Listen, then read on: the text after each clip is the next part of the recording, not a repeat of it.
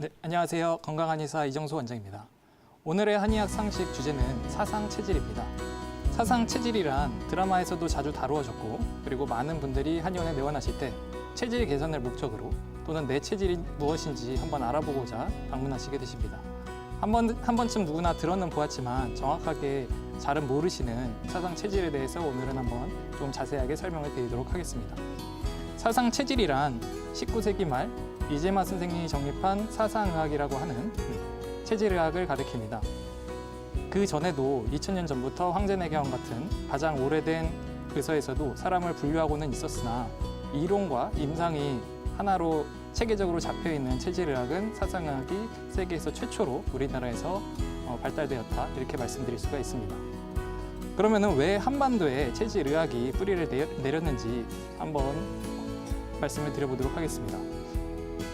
한반도가 체질의학이 시작된 이유는 정확하지는 않지만 여러 가지 가설들이 있는데요.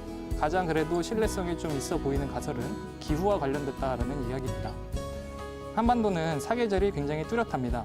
겨울에는 지금이야 약간 덜해지긴 했지만 강물이 꽁꽁 얼 정도로 굉장히 추웠던 지역이었고요. 그리고 여름 같은 경우에는 매우 덥기도 하면서 또 강수량도 매우 많아서 수해도 자주 일어나는 지역입니다. 또한 봄, 가을로는 매우 건조하기 때문에 이렇게 다양한 기후를 1년 동안에도 겪을 수 있는 곳이 한반도입니다. 그러다 보니 여러 지역에서 옮겨온, 어떻게 보면 이제 북방에 사는 사람들도 살만하고 남쪽에서 살던 사람들도 살만하고 이런 지형이 되다 보니까 체질의학이 발달할 수 있는 계기가 되지 않았나 생각해 봅니다. 그럼 사상의학에서 얘기하는 체질 분류를 한번 말씀을 드려보겠습니다. 사상 체질별로 성향이 다르고 심리가 다릅니다. 원래 사상 체질에서 체질을 분류하는 기준은 마음과 성향입니다. 그러면은 각 체질별로 성향이 어떻게 다른지 일단 간단하게 말씀을 드리겠습니다. 먼저 네 가지로 분류하기에 앞서서 두 부류의 사람들을 두 부류로 분류할 수가 있습니다. 소양인과 태음인, 그리고 소음인과 태양인으로 분류를 할 수가 있는데요. 이 분류 기준은 가장 중요시하는 가치관이 사람과 관계됐느냐, 아니면은 사람이 아닌 정신적인 것, 예를 들면 종교라든가 어떤 원칙, 시사 같은 것들, 아니면은 정의, 이런 정신적인 것이 가치관을 두고 있느냐, 이 차이라고 보시면 됩니다. 소양인이나 태음인은 사람의 관계를 굉장히 중요시합니다. 소양인의 경우에는 타고난 리더라고 말씀을 드릴 수가 있습니다. 사람들을 이끌고 어떤 목표를 향해서 계속해서 앞으로 전진해 나고자 하는 성향을 가지고 있습니다. 태음인 같은 경우에는 인간관계를 조율하는 조율가의 역할을 합니다. 태음인이 가장 선호하는 것은 내 주변에 있는 사람들이 서로 화목하게 지내고 서로 트러블이 없이 다 같이 어떤 목표를 향해서 나아갈 때 트러블이 생기지 않는 것입니다. 따라서 어떤 집단이나 모임이 안정적으로 유지되기 위해서는 앞으로 나서지는 않을지라도 뒤에서 여러 사람들의 얘기를 경청해주고 그 사이를 조율해주는 태음인의 존재가 필수라고 말씀드릴 수 있겠습니다. 소음인 같은 경우에는 소양인과 좀 정반대 성향을 가지고 있습니다. 그리고 소음인 같은 경우에는 성향적으로 봤을 때 한 가지 선택한 것에 꾸준히 집중을 합니다. 그리고 직업적으로 봤을 때는 학자나 전문가의 경향을 가지고 있다라고 보실 수 있겠습니다. 옆에서 무슨 일이 일어나더라도 자신이 하고 있는 일에 끝까지 집중을 하는 이런 분들이 소음인일 가능성이 굉장히 높다고 말씀드릴 수 있습니다. 태양인 같은 경우에는 원리 원칙주의자입니다. 태양인은 자신이 가지고 있는 기준에 대해서 절대로 차별을 두지 않습니다. 심지어 자기 가족이나 아주 친한 친구, 내지는 심지어 자기 자신에게까지도 그 원칙을 절대로 예외를 인정하지 않고 그 원리 원칙을 철저하게 적용하는 사람들입니다.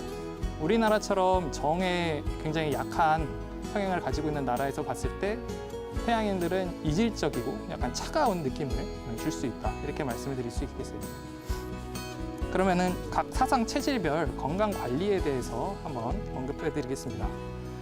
먼저 소양인은 아까 말씀드린 것처럼 타고난 리더의 경향을 가지고 있고 항상 앞으로 나아가고자 하기 때문에 심장이 강한 사람들이라고 말씀드릴 수 있습니다.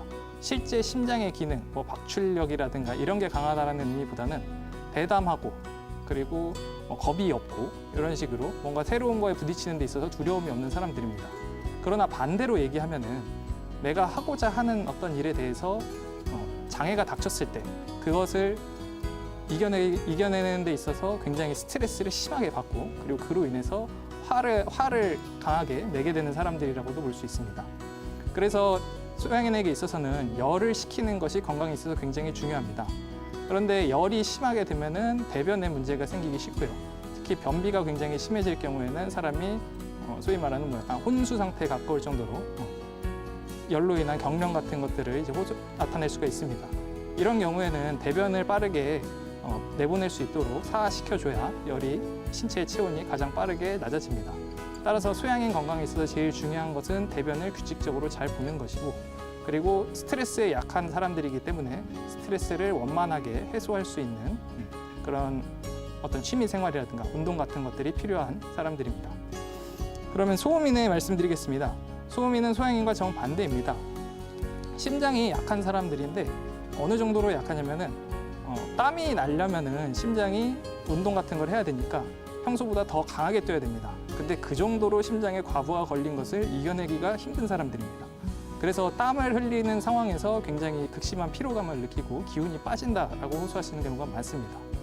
그리고 소양인처럼 앞으로 나서기보다는 자기가 알고 있는 것들, 자기가 관심 있는 것들에 대해서 집중하는 사람이다 보니 굉장히 이제 소심하고 어떻게 보면은 신중한 이미지를 풍기게 됩니다. 그래서 소음인의 건강 관리에 있어서는 제일 중요한 것이 너무 심하지 않은 정도의 심장의 기능을 계속 강화시켜 나갈 수 있는 심하지 않은 정도의 운동을 꾸준하게 하는 것이 굉장히 중요하시고 그리고 심장이 약한 만큼 몸의 체온도 낮아지기 쉬운 체질이라 몸을 따뜻하게 유지할 수 있도록 음식에 있어서도 따뜻한 음식을 잘 챙겨 드시는 것이 중요합니다. 그럼 태음인에 대해서 한번 말씀드리겠습니다. 태음인은 욕심이 많은 사람들이라고 보시면 됩니다. 그러나 이 욕심이라는 것이 꼭 자기 욕심이 아니라 아까 말씀드린 것처럼 내가 속한 집단을 위해서 내가 무엇인가 베풀어주고 싶다 이런 욕심이 굉장히 강합니다. 그러다 보니 먹는 거에 있어서도 예를 들면 이제 가장이 내가 잘 먹고 건강해야 우리 가족을 위해서 내가 열심히 일을 하고 돈을 벌어와서 살 수 있다. 이제 이런 마음가짐으로 먹는 것도 잘 드시는 분들이고 이제 술자리 같은 경우에서도 이렇게 어려운 술자리 같은 경우에 기수별로 이렇게 술을 강요하는 그런 분위기에서도 내가 많이 마셔야 내 주변에 내 동기들이 편하니까 많이 마셔야겠다 이런 식으로 이제 포금을 하게 된다든가 이런 경향성들이 좀 많이 나타나시는 분들이라고 말씀드릴 수 있습니다. 이렇게 잘 드시는 체질이다 보니까 소화 흡수의 최종 관문인 간의 기능이 굉장히 발달되어 있는 사람들입니다. 그래서 그 어떤 체질보다도 비만이 올 가능성이 높고요. 따라서 건강관리에 있어서도 체중 조절이 어느 체질보다 중요한 체질이라고 말씀드릴 수 있습니다. 그리고 지방이 너무 많이 쌓이게 되면은 이제 심장에서부터 피부까지 이제 혈액이 통하는 데 있어서 장애를 주게 됩니다. 태음인들은 지방이 너무 많아지고 이제 피와 지방이 치밀해져서 땀이 나기 힘들 정도로 심장에서부터의 피부 순환이 저하되게 되면은 굉장히 답답함을 느끼시게 됩니다. 그러므로 꾸준히 땀을 흘릴 수 있도록 사우나나 운동을 병행을 꼭 해주시는 것이 중요합니다. 마지막으로 태양인에 대해서 말씀을 드리겠습니다. 태양인 같은 경우는 아까 말씀드린 것처럼 철저한 원리 원칙주의자고 내 자신에게조차도 굉장히 가혹한 사람이기 때문에 물질적인 욕심 이런 것들이 어떤 체질보다도 가장 적습니다. 그로 인해서 몸에 있어서도 흡수 기능이 굉장히 약하기 때문에 심지어 내가 싫어하는 음식 아니면은 선입견을 가지고 있는 음식을 먹었을 때 먹자마자 내지는 먹고 나서 얼마 있다가 토해내는 얼격증이라고 하는 병을 이제 가지고 있는 경우가 굉장히 많습니다. 그리고 굉장히 민감한 사람들이기 때문에 오감이 발달해 있어서 길을 가다가도 지나가는 사람 중에 아는 지인이 있다 이런 경우를 빨리 캐치를 해냅니다. 그냥 스쳐 지나갈 수도 있는데도 앞에 오는 사람한테 이제 인사를 건넬 수 있는 이런 사람들이라고 보시면 되시고 이런 태양인 같은 경우에는 이제 워낙에 소화흡수력이 약하다 보니까 고기 같은 경우에는 잘 소화흡수를 시키지 못하는 경우가 많고요. 그래서 음식에 있어서는 채소류, 녹색 야채 위주의 식단이 적합하다 말씀드릴 수 있습니다. 그리고 먹는 양이 적은 사람이라서 근육량도 적기 때문에 어느 정도 근육량을 유지하기 위한 근력 운동을 꼭 해주시는 게 필요합니다. 마지막으로 체질 진단에 대해서 말씀을 드리겠습니다. 일선 한의원에서 다양한 방법으로 체질 진단을 하고 있습니다. 체형 측정이라고 하는 이제 인체 치수를 재는 방법도 있고요. 그리고 이제 음식이나 한약에 대한 반응을 통해서 체질을 판별하기도 합니다. 그리고 성격 테스트 같은 설문지를 통해서 하시는 경우도 있고 맥을 통해서도 체질을 진단하시는 경우들이 있습니다. 근데 어느 한 가지로만 체질이 정확하게 나온다라고 말씀드리기는 굉장히 어렵습니다. 이런 분들이 아마 계실 텐데요. 두 곳의 한의원에 갔는데 두 곳에서 이제 얘기해주는 체질이 좀 달라서 당황하셨던 기억들 있으실 겁니다. 그 이유가 바로 여기에 있는데요. 아까 서두에 말씀드린 것처럼 사상의학에서 체질을 분류하는 기준은 마음에 있고 성향에 있습니다.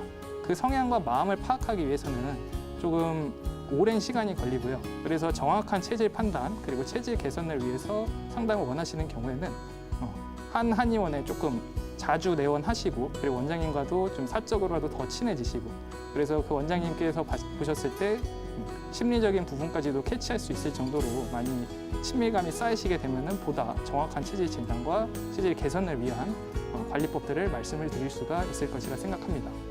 오늘 체질에 대해서 한번 말씀을 드려봤는데요. 많은 분들 체질에 대해서 궁금해 하시는데 조금이나마 도움이 되셨으면 좋겠습니다. 여기까지 건강한의사 이정소 원장이었습니다. 감사합니다.